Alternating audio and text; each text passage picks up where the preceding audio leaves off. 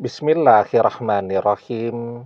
Assalamualaikum warahmatullahi wabarakatuh. Bapak-bapak, ibu-ibu, mas-mas, mbak-mbak, khususnya adik-adikku sekalian yang dirahmati Allah dimanapun Anda berada. Kembali di IIP Channel bersama saya, IIP Wijayanto. Kali ini kita akan membahas tema pacaran, tanda tidak berjodoh. Jadi banyak kan orang-orang yang sekarang curhat, mengeluh di media sosial ya, buat postingan. Ternyata capek-capek bertahun-tahun cuman menjadi penjaga jodoh orang lain, ya tidak. Kemudian kita juga banyak melihat video-video di berbagai channel YouTube datang kondangan ke acara pernikahan mantan.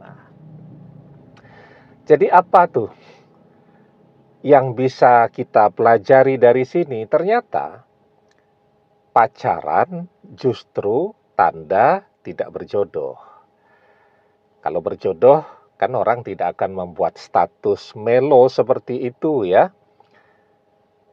Jungkir balik bertahun-tahun ya, berkorban segalanya, ternyata cuman jadi penjaga jodoh orang lain. Kan orang juga tidak akan membuat video-video sedih itu datang ke kondangan pesta pernikahan mantan, pakai nangis-nangis, drama, dan seterusnya. Nah, itu kan menunjukkan bahwa ternyata pacaran tidak berjodoh. Atau pacaran adalah tanda tidak berjodoh. Kenapa demikian? Yang pertama ya, ketika orang pacaran, maka akan banyak dosa yang dia kerjakan. Orang pacaran, apalagi di zaman sekarang, tidak pakai bonceng-boncengan begitu, sulit sepertinya. Mestinya bonceng-boncengan. Kalau mahasiswa itu saya lihat ya, antar jemput ke kampus, kemudian mau kemanapun pacarnya diantar, dan seterusnya. Naik sepeda motor, boncengan. Dan itu kan sudah termasuk ke dalam takrab zina. Belum lagi pacarannya di kos-kosan, ya, dan seterusnya. Nah, ini kan semuanya sudah nyicil, menumpuk dosa. Jadi takrab zina itu pun berdosa. Maka di dalam surat Al-Isra ayat ke-32 kita diajarkan, wala taqrabuz zina innahu kana fahisah wa sa'a sabila.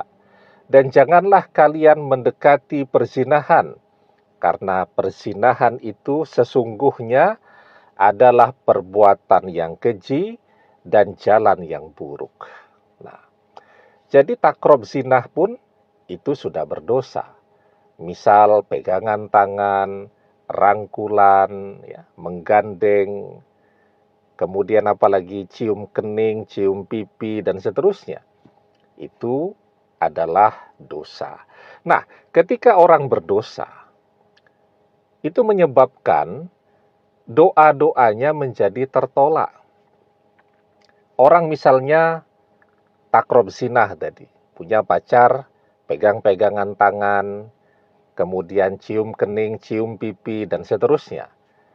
Maka ketika dia mengerjakan ibadah, hatinya itu akan mengatakan bahwa apa yang sudah dia kerjakan selama ini itu sesuatu yang buruk. Ya, dengan pacarnya tadi. Apa yang dia kerjakan dengan pacarnya itu membuat hatinya gelisah. Jadi ketika dia beribadah, ketika dia berdoa, itu muncul kegelisahan di dalam hatinya karena apa yang dia lakukan dengan pacarnya tadi. Nah, sehingga itu membuat doa-doanya menjadi tertolak. Dia berdoa sendiri sudah ragu tuh. apa doa saya ini akan diterima ya? Sementara di luar berdoa tadi yang dilakukan adalah kemaksiatan, dosa. Nah, orang kan kalau sudah ragu-ragu, ya sudah otomatis doanya tertolak. Ud'ullaha wa antum muqinuna bil ijabah wa'lamu annallaha la yastajibu du'a'am min qalbin ghafilin lahin. Berdoalah dalam keadaan yakin bahwa doa terkabul, dan ketahuilah sesungguhnya Allah tidak mengabulkan doa dari hati yang lalai lagi berpaling. Orang berdoa ya, tetapi hatinya lalai dan berpaling. Hatinya memikirkan dosa-dosa yang pernah atau masih sering dia lakukan, dan seterusnya. Nah, itu membuat doa-doanya agar dia berjodoh nih dengan orang yang saat ini sangat dia cintai, itu menjadi doa yang tertolak. Bagaimana orang mau diterima doanya agar dia berjodoh dengan kekasihnya, dengan pacarnya, jika kemudian setiap hari yang dia tumpuk adalah dosa. Yang kedua, di dalam pacaran tadi kan orang melakukan apapun ya, yang dosa-dosa tadi. Apa yang terjadi kemudian? Orang jadi jenuh. Ya, jenuh tuh karena semuanya sudah dikerjakan, semuanya sudah diketahui. Sehingga kejenuhan itu pun akan mulai muncul di dalam hati. Saat orang mulai jenuh, maka apa yang akan orang lakukan? Dia akan mencari sesuatu yang baru. Ya, dia jenuh nih dengan pacarnya, maka dia akan mulai berselingkuh. Nah, itu yang kedua, karena kejenuhan. Kemudian yang ketiga, kenapa tidak berjodoh? Karena ketika orang menjalani pacaran, itu otomatis akan ada begitu banyak pertengkaran. Satu, karena usia masih sangat belia. Emosi belum stabil. Psikologisnya belum dewasa. Ada kecemburuan sedikit, bertengkar. Ya, ada tersinggung sedikit, bertengkar. Nah, selalu yang terjadi seperti itu. Apalagi kalau orang yang masih pacaran kan otomatis tinggalnya masih di kos-kosannya masing-masing ya. Misal kalau mahasiswa merantau tuh, ya sudah, kalau bertengkar balik ke kos-kosannya masing-masing, mungkin masih bisa melanjutkan pertengkaran dengan telepon, dengan chatting, dengan video call, dan seterusnya. Dan itu akan membuat orang merasa sangat lelah, capek banget tuh menjalaninya. Kalau suami istri mereka bertengkar, mereka berada di dalam satu rumah, langsung bisa ngobrol dari hati ke hati. Suami memeluk istrinya, istrinya mencium tangan suaminya, persoalan bisa beres. Tapi kalau namanya orang yang pacaran, bertengkar, balik ke rumah masing-masing atau ke kos-kosan masing-masing, lanjut bertengkar lagi. Semalaman tidak bisa tidur, besok berangkat kuliah capeknya luar biasa atau malah bolos tuh kuliahnya.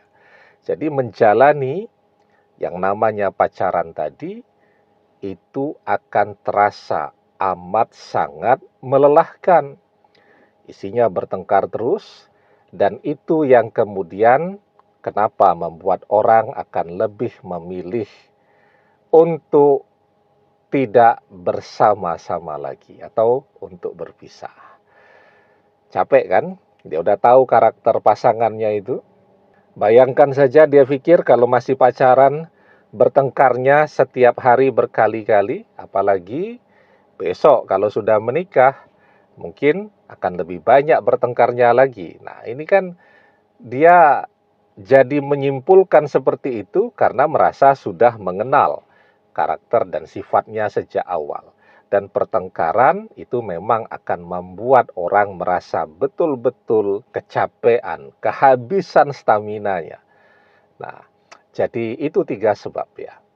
Kenapa orang yang pacaran justru gagal menikah, atau orang yang pacaran itu justru tanda mereka tidak berjodoh. Demikian, semoga bermanfaat. Wallahu a'lam bishawab, billahi taufik wal hidayah. Assalamualaikum warahmatullahi wabarakatuh.